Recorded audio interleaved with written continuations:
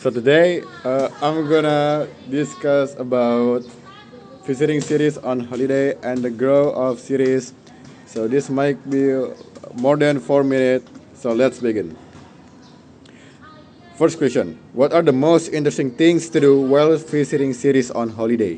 Well, I personally believe that the most interesting things to do while in a holiday in a city is enjoying its malls, its culinary, its street foods, and also its attractions like cinemas or malls. All right, move to the second question. Why can it be expensive to visit cities on holiday?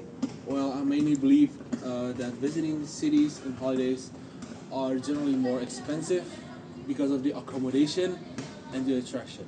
The reason for that is just there's so many tourists or outsiders that came into the city to try the attractions and local food.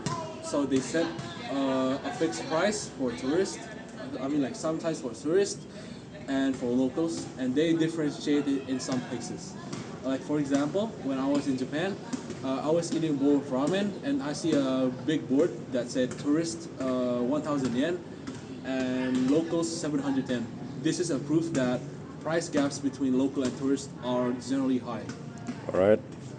Last question of this topic is: do you think it is better to visit cities alone or in a group with friends? I believe that visiting cities with your friends or group are generally better than visiting cities alone, mainly due to the struggles. If you have to travel alone, you have to find the tickets your own, you have to find the ways your own, and you have to find the places to go on your own. And second, and the extra reason for that is just having friends to holiday means that you have an extra helping pair of hand. And like for example, when I was in Malang, I don't have any money, so Satria pays for my food for a while, and I return him the money after the holiday, and that is a big help because I couldn't pay it. So that's all. All right. Move to the next topic. First question: why have cities increased in size in recent years?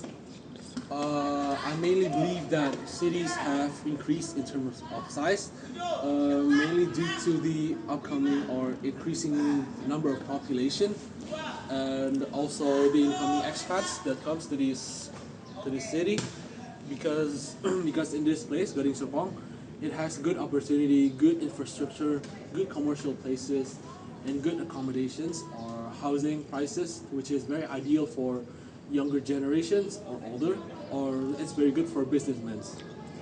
All right. What are the challenges created by ever-growing cities? I think the biggest challenge of the I mean the biggest challenge in ever growing cities are primarily overpopulation, resources distribution, pollution, traffic, and overcrowded places.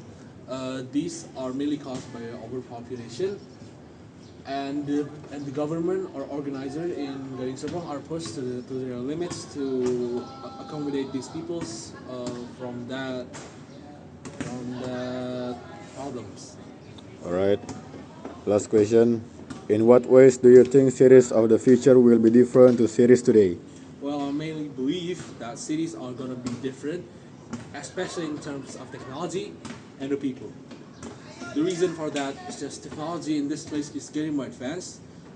And for example, I've seen like AI organized traffic lights, and also some delivery people are just replaced by robots and drones in some other cities like UAE. And the people might change; they might be more innovative, but less active because the upcoming or increasing rate of technology growth. That's all. All right. Thank you. Okay, so for this session, I'm going to interview my friend Satrenda Putra Fadlisa about IELTS Task 3 that contains 6 questions with 2 subtitles, 3 questions each. The first subtitle is Visiting Cities on Holiday, and the second one is The Growth of Cities. Okay, Satria, I would like for you to answer these questions. What are the most interesting things to do while visiting cities on holiday? So the most interesting things to do during holiday is finding a food court and go to the museum and also the mall. And it might be fun when we do it with our friend. Also, we can make a memory with them. Also. Okay, that's a very good answer. Second question. Why can it be expensive to visit cities on holiday? So there is the connection between the business and the commercial because people who have a business out there in the cities, they will increase the price of one thing or a product because they want much money and a big income when there is a tourist or the population of one city is increased. Okay, the last question on this subtitle. Do you think it is better to visit cities alone or in a group with friends? So this is question might be a opinion of people because people might have a different opinion. But in my opinion, I will prefer to visit cities with my friend because it might be fun. Such as I will go to the Ion with Eggy or with Javas, and then But being alone to visiting cities is not a bad idea because sometimes the people or that we have in this world or in this life is ourselves. Okay, so the first subtitle is over, and I would like to answer these subtitles. The growth of cities with three questions. The first question is that why have cities increased in size in recent years? Sorry. Okay, why have cities increased in size in recent years? All right. So the main cause is the population of the cities is increased. Like many immigration that come to the cities from the village and come to the cities because they want to find a new job or better income. Also, they want to make a business in the cities. Because, for example, is Jakarta is strategic cities, and many people make a business in there and have a much income. Also. Okay, second, wait.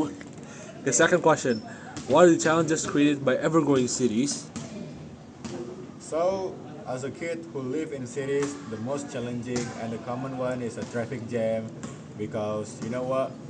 We will stay for an hour in the road. Like, how come, bro? Okay, was that over? Yes. Okay, the last question is that in what ways do you think cities of the future will be different to cities today? Wait. In what ways do you think cities of the future will be different to cities today?